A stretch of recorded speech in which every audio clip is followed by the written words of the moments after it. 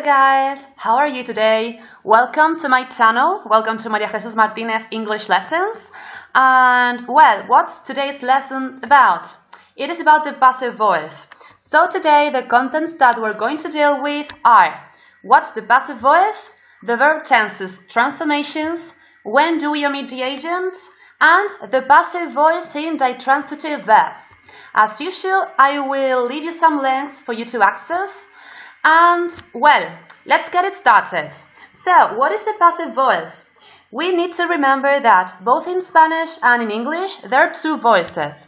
First, we've got the most natural voice, the most common voice, which is the active voice, in which the subject is a person who performs an action, as you can see in the example.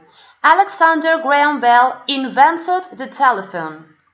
In contrast, in the passive voice, the subject is not the person that performs an action, but the object is the subject. Look, the telephone was invented by Alexander Graham Bell.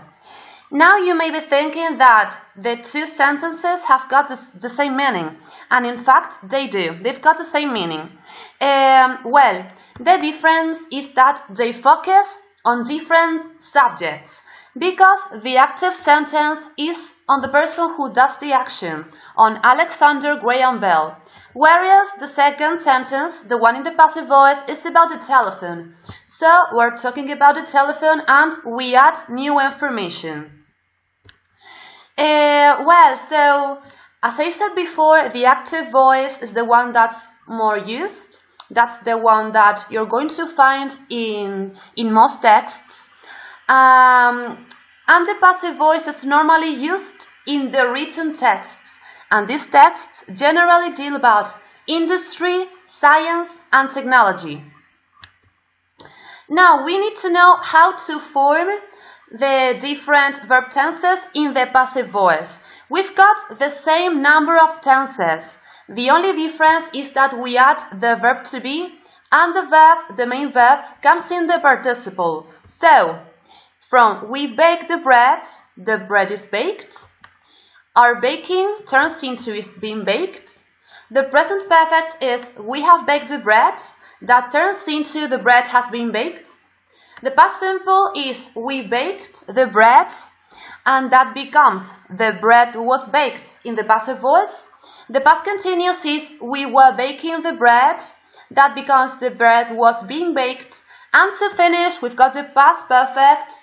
In the active voice, it could be we had baked the bread, and in the passive, it is the bread had been baked. Having said that, how does the passive voice affect the future and modal verbs? Well, you know that we can make future constructions with will and be going to. So in the passive voice, will bake could become will be baked, and with be going to, the structure in the active is we're going to bake, and in the passive is it's going to be baked. Let's now look at some examples of modal verbs. In the active voice, we've got we should bake the bread, or the bread should be baked. In the passive voice, remember that some modal verbs could be can, must, may, could, might, and so on. And now there are some modal verbs that aren't like real modal verbs and that are followed by to. In this case, we've got ought to, need to, and have to. So, in the active voice, it could be we ought to bake the bread, whereas in the passive, it'd be the bread ought to be baked. Now, we need to know that in most occasions, the passive voice has got an agent.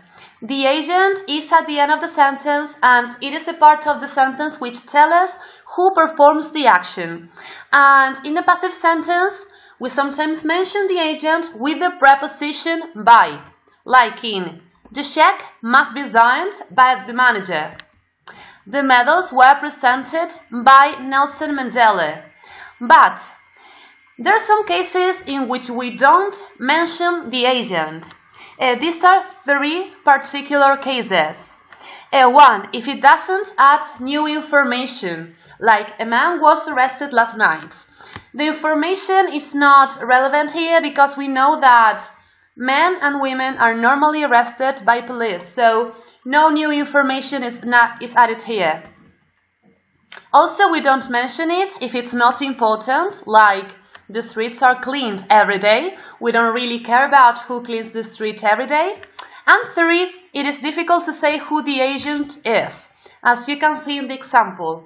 This jacket is considered very fashionable these days. In this case, it would be very, very difficult and complicated to say who the agent is, who really considers whether jackets are fashionable or not. And what happens with the passive voice in ditransitive verbs?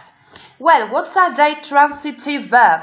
A ditransitive verb is a verb that has got one direct object and an indirect object. So the passive form can have 2 structures. Look at this example. Henry gave some flowers to Claire. That's a sentence in the active voice. So you need to know that it's got 2 objects. It's got the direct object, which is flowers, and the indirect object, which is to Claire, and it indicates the person. So if we have the direct object as a subject, the sentence in the passive voice could be, some flowers were given to Claire. Otherwise, if the indirect object is employed as a subject, that sentence could be, Claire was given some flowers. So, in the following list, there are several verbs that have got 2 objects. And these verbs that have this structure are allow, award, feed, give, grant, lend, offer, pay, promise, sell, send, show, or teach. You don't need to know them, but you just need to know that 2 objects are admitted by these verbs. And now I'd like that, since you've just listened and watched this video, you transform the sentences and you put them in the passive voice, taking into account the grammatical points and the features that have been seen in the video. Look, thieves robbed a woman, they made Van de Vel, they offered Nancy a pay increase, we need to correct the mistakes, they are testing the new drug, and we haven't used the machine for ages.